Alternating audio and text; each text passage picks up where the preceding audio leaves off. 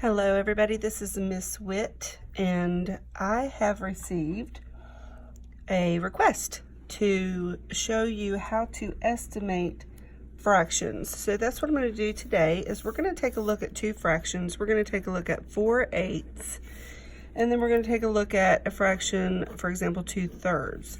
And what I'd like to do is show you both how to estimate these fractions, and then also how to compare the fractions to see which one is larger, which one's smaller.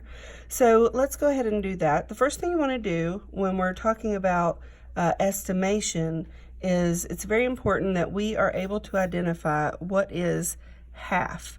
So if a fraction is half or more, if it's equal to half or more than half, then the fraction would be estimated to the next whole number. For example, 1/2, if we were estimating this fraction, let's say we were adding 1/2, 2 3/4, and maybe the whole number 3.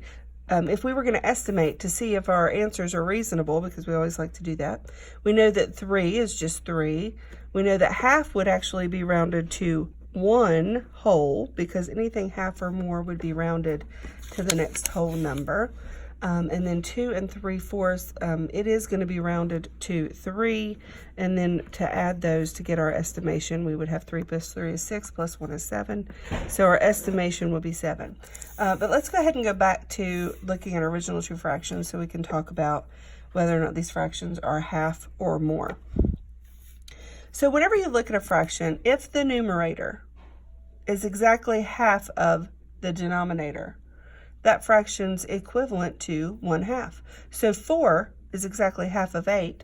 And if I reduce the fraction, let's say, for example, I divide by 4 here. If I divide by 4, I get 1. And if I divide the bottom by 4, I get 2. So you can see that 4/8 is the equivalent to 1/2. So 4/8 would round to, or I would estimate that as 1 whole. And then the 2/3, you can see that 2 is actually more than half of 3, because half of 3 would be 1.5 or 1.5. So 2 is actually more than half of 3. So this would round to a whole number 1. Okay, so then we end up in a place where we're thinking to ourselves, okay, well, they estimated both to 1. So how do I know if 4/8 is bigger or less than, greater or less than 2/3? Well, the way that we would do that is you can use a visual representation to help you with that. So let's say, for example, we'll use the very famous pizza reference. So I'm going to try to draw two pizzas. Let's pretend they're the same size. I know they're not, but let's pretend. And we have 4/8 is our original fraction. So if I were to cut this pizza into 8 pieces like that, and I'm trying to find a highlighter. Okay, and then I were to indicate 4/8 of the pizza, you can see that 4/8 is actually 1/2. So 1/2 of the pizza, or 4/8 of the pizza. Now the second pizza here, because my second fraction is 2/3, I have to figure out how to make that into 3 equal pieces. That's about as close as I can get to equal pieces, and making it in thirds. So I have 1, 2, 3 pieces of this pizza.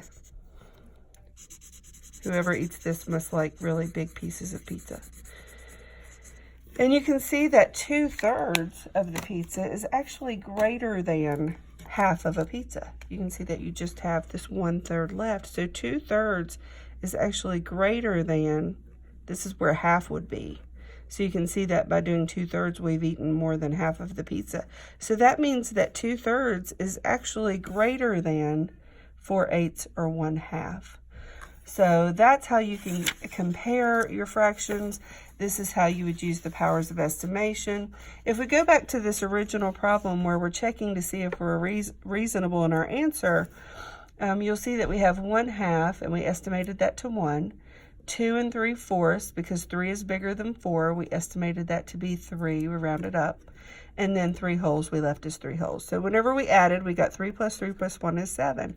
Well, what is the math if we actually do, if we work this problem out to get the exact answer? Well, we know that the rules for math in adding fractions means that we can't add them until they have like denominators. So I need to figure out how to make 1/2 the same denominator as this 4th. And to do that, I know that I just multiply by 2 to make 2 into 4, I multiply by 2. So if I do it to the denominator, I have to do it to the numerator. So I end up with a new problem of 2/4 added to 2 3/4 added to 3. So this is my new problem. From here, the math gets pretty easy. I just add my fractions first. I always like to do fractions first because sometimes we end up in a situation where we have a whole number hiding in our fractions. Or we might end up in a situation where we have an improper fraction, so we have to take a whole number out. So anyway, let's look at that. We have 3/4, and if I add 2/4, I end up with 5/4. So look, we've got the improper fraction situation. 5/4 is improper because the numerator is bigger than the denominator. So 5/4 actually has a whole hiding in there, and the whole is 4/4. So if I take this whole number out, I'm going to put it over here where it belongs. I have 1 over here. I have to take these 4/4 out. That leaves me with 1/4 left. So just in the answer of 5/4, just in adding up the 2 fractional parts, I have 1 and 1/4 hiding in there. So this is just the fractional part of this addition problem. But look, I still have whole numbers here. I have 2 and 3 makes 5. So I need to add that also. And if I add the whole number 5 to the whole number 1, I get a 6 and 1/4. Now, what I need to do now is check to see, is my answer reasonable? Well, when I used estimation and I rounded up, I came up with 7. And because I rounded up here, I rounded a half to a whole, so I rounded up by half. And then I rounded up here, 2 3/4 to 3. I know that my answer is reasonable if it's a little bit bigger than the actual because I rounded up both times. So I know that my answer is going to be a little more than what the actual is. And look, if my real answer is 6 1/4, 7 is 3/4 bigger than 6 1/4. So I feel good about this answer, and I can feel comfortable using it as the answer to my question because it is in fact reasonable. So I hope that helps you today work through some fraction problems. If there's anything that you would like for me to go over, just leave me a comment. Thanks.